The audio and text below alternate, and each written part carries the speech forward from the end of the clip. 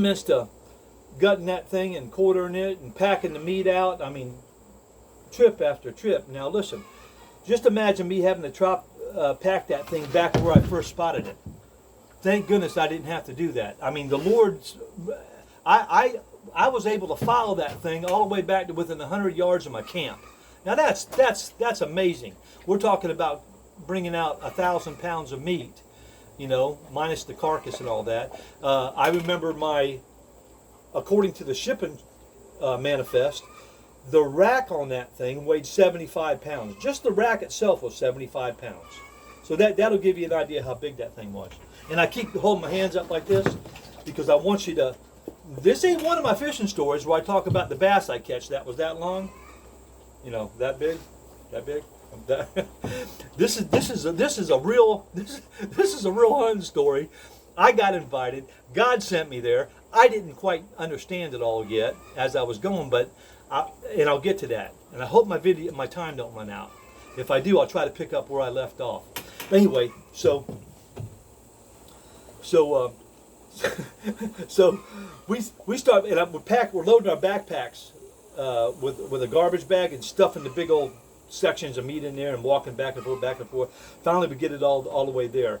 So I forgot how many days we're into the trip. But so now me and Scott are both going to be caribou hunting. So we're setting up and it's real foggy and stuff, and you really can't see anything. Didn't see very much representative, and it's just absolutely beautiful.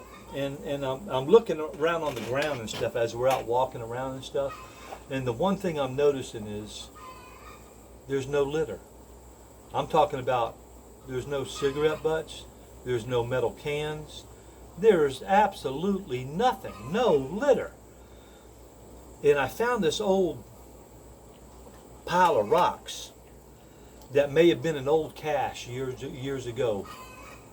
But it was all natural, out of rocks, where somebody had cached something years and years ago. So I'm thinking, okay, I may be walking where no man has ever walked before in some of these places. And so I'm talking with Don, the guide, and he goes, you know what? All the years I've been coming out here doing a guide service, he goes, I guide here during the summer in Alaska. He goes, I have a sailboat that I sail to Hawaii during the winter. And he goes, all the years I've been hunting these mountains up here, he goes, only one other time have I run into another hunter that was other than the hunter that was with me. He goes, and see that Craggedy Peak up there? He goes, I was walking along that Craggedy Peak, and we passed each other and just said, hi, how you doing? He was hunting one side of the mountain ridge, and I was hunting the other.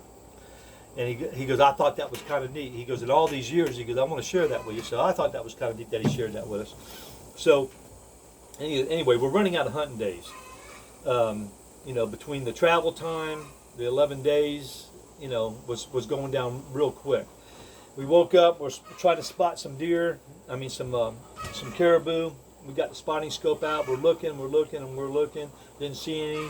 I think the next day, and then finally, or they were just too far up and we weren't able to head them off. So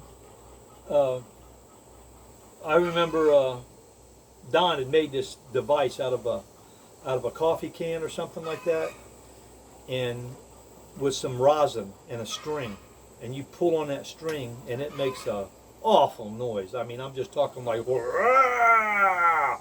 Want me to do that again? Rah! Kind of noise. So Scott went out to use the John out there early in the morning. I snuck out there. Oh no, it was in the evening. It was dark out. And I snuck out there with that thing and did it. Right by his door, you know. And I forgot. He come back in. He was, man, something's out there, you know. And he goes, I knew I should have brought my gun. And I think he did bring his gun out there or something. No, because I think he would have shot. But I'm still here to tell you about this video, so obviously he didn't. So, so anyway, the next morning we got up and we're down to one day, I think. This is our last day, and finally I'm looking through the spotting scope, and I spot 3 caribou up along the, about 3/4 of the way up this mountain. And there's this crevice, this little area where you could be hidden and work your way this way while the caribou were heading this way, and you might intersect them and be ready. So I looked at him, I said, Scott, I said, listen, you paid for this trip, this is our last day, I want you to take that caribou, buddy. You go up there and you get them, man. So him and the other guy took off, and I had the spotting scope outside set up on the table. So I'm getting to watch the caribou. And I can't remember if we had a radio. I think I had a radio. And a little time goes by, 15, 20 minutes. I see him moving this way, and I lost track of where Scott and them were at. But all of a sudden I hear, boom! Now I'm looking through the scope, and I see some dust kick up down below them, or some debris fly up, and I hear, boom! Boom! Anyway, they had to come back and get more ammo and go back up there. And he shot him, finally shot him, he got him. Anyway, so I nicknamed 9 shots. I nicknamed him, nine shot Scott. I can't remember if he got scope eye or not. I couldn't remember. That might have been somebody else in my family that got scope eye. But anyway, so we got him all butchered up and stuff, and he was excited that he got a moose and a caribou, and I was excited that I was just in Alaska and I got a moose, you know, even if I didn't get a caribou. So he's excited about it, I'm excited about it, you know, and the next morning we're supposed to leave home. We'll get up the next morning, and we have a schedule. We have to be back at a certain time. We have customers that we've committed to. Scott had a bunch of customers that he had committed to, and he had to be back at a certain time. Well, son of a gun, if that fog was so thick, we couldn't fly out. In the meantime, there ain't nothing we can do. I can kind of look. There was low fog, so I remember that night talking to Scott. No, it was the next night. The next morning we woke up and Scott goes, "Hey," he goes, I got appointments. I got a schedule I got to keep. We need to get back." And he goes, "Man, I hope this fog lifts. Otherwise, I don't want to lose any of these accounts." And I'm thinking the same thing. I got accounts and stuff I gotta take care of. So we're talking about it, and I tell Scott, I said, "Listen, we're a day late already, and I hope we don't lose no accounts." And I go, let me just share this. As he told me his concern, he goes, I'm worried I'm going to lose some business on this. I need to get back. And right then, the Lord showed me something. First of all, I turned to Scott and I said, "I want to apologize." He looked at me kind of funny, like, "Apologize?" I go, "Yeah." I go, "I was supposed to share Christ with Don."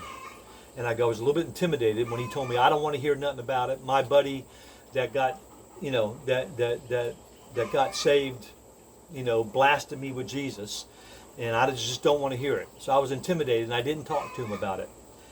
So Scott looked at me and goes, "Well, what are you going to do?" So I read in Romans, and I told him, I said, "Well," I go, "I'm going to read, I'm going to pray, and in the morning I'm going to get up and I'm going to share Christ with this guy." So that's exactly what we did. We went to sleep. I read, I prayed. The Lord gave me some verses in Romans, and I got up in the morning. Scott got up. He went out to use the porta potty. I swung my feet off, put them on the floor. I'm still half asleep. Don's up cooking some of the caribou, or no, it was the moose that I had shot. He's got that thing cooking in the pan. And I go, "Don, I got to talk to you for a minute." I said, "Let me share something with you." I said, "Your dentist friend?" I said, "He was a good friend at one time, wasn't he?" He goes, "Yeah, yeah." I go, "You know what? He had the remedy to a snake bite. He had some truth that he wanted to share with his best friend. And yeah, he may have been overly excited, but he knew for a fact, to him it was fact, and to me it's fact, because I know who God is, that he had the remedy to save your life. He had the antidote to the snake bite." And I go, "He wanted to share that with you." Now I want to share something with you. You told me that you get to hunt here in Alaska during the summer. These mountains, this mountain range is called the Revelation Mountains. The Revelation Mountains. I go, and then during the winter, you get to sail your sailboat all the way to Hawaii. You get to see some stuff that people will never ever see. You get to see the beauty of things. And I says in the book of Romans, it says that because of the evidence of creation, that man will be without excuse in that day. I said, I want you to at least tell me and promise me that you'll consider looking into what God has to say about this for your own good and for your friend's sake. And you know what? He turned to me and says, you know what? I will. I'll do that. And it got quiet for a second, and then all of a sudden that door bust open. And Scott comes running in there and he goes, grab your gun. There's a caribou right outside. And I'm going, I'm the practical joker here. I always get you. You ain't getting me. Yeah, I ain't going out there barefoot. You ain't going to do it. So all of a sudden Don peeks out the door. He goes, Bob, put them slippers on. They were Don's slippers. I put Don's slippers on. He goes, grab that gun. I grab that gun. I walk out the door, and there's this caribou just sitting 50 yards away, maybe 40 yards away, probably 40. No, I'm sorry. If I think back now, it's about maybe 30 yards away. And he disappears down this little ravine, and I'm looking at him, and it's foggy. But it's not foggy where I can't see 30 yards. And he goes down this ravine and he comes up this other side. And right when he gets up to level ground, I shoot. Boom! Reload another round. Boom! Shoot again. He disappears into the fog. So now, I get dressed. We go out there. We find a blood trail. It couldn't have been maybe a half hour or so. And the light's coming and the fog's starting to rise up. And it's rising and it's rising. All of a sudden it's kind of clear out. And I look and there's that rack sticking up off the ground of that caribou. Nice, very representative caribou, by the way.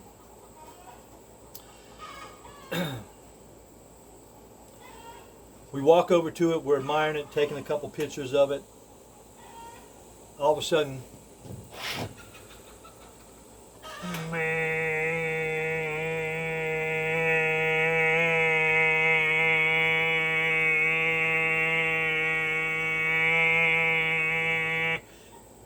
I know that was long and very exaggerated, but here comes the doggone plane that picks it up. The fog had lifted.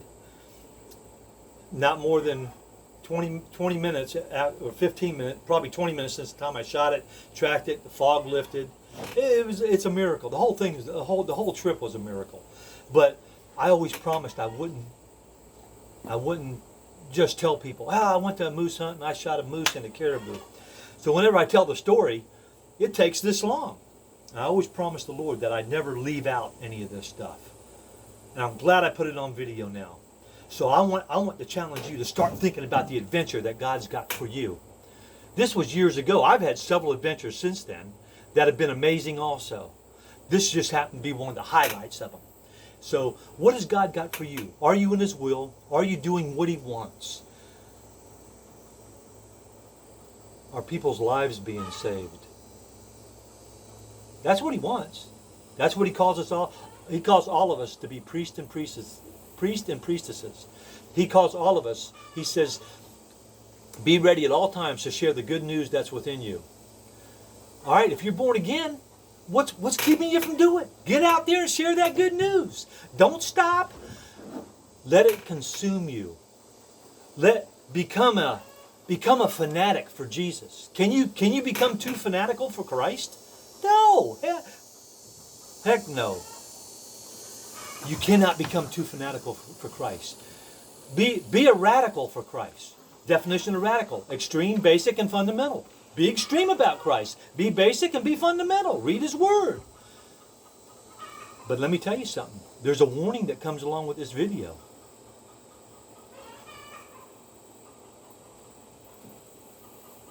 You better be ready for some excitement. And you better make sure your heart's ready for it and your mind's ready for it. because it's coming. Now, I've told this story at a hunt camp in Georgia. And as I shared this story at that hunt camp, I could see people looking at me. And they said, we've heard this story before from a guy named Danny. Well, they go, but we ain't heard it quite like this. Well, Danny heard it from Scott. And I had made a commitment never to share it unless I share the whole story, the whole thing. So that's why I'm sharing it today. Anyway, I'm going to cut this video. I got to get to work. I pray God bless you. I pray God motivates you. He doesn't want you sitting around. He doesn't want you sitting in a pew or sitting at home. He wants you to have Him at the forefront all the time. When you're going down to the feed store to buy corn, to put out on your food plots this year. There's somebody that God wants you to talk to. When you're going in the grocery store line, there's somebody. Don't miss them. And I don't want to get morbid about this, but you don't want the blood on your hands. And think about it.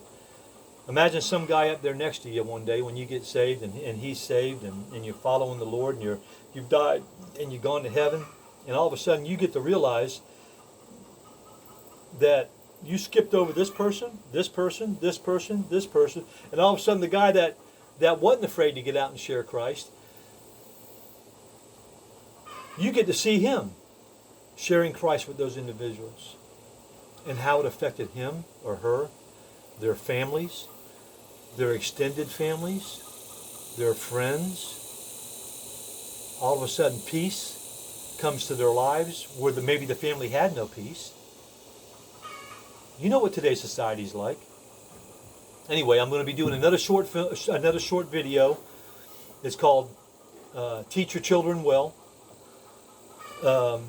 It may surprise you. It has to do with everything, and it's about teaching your children well, whether they're young, adolescents, teenagers, or adults. God bless you. Keep your powder dry. Keep your eyes to the sky.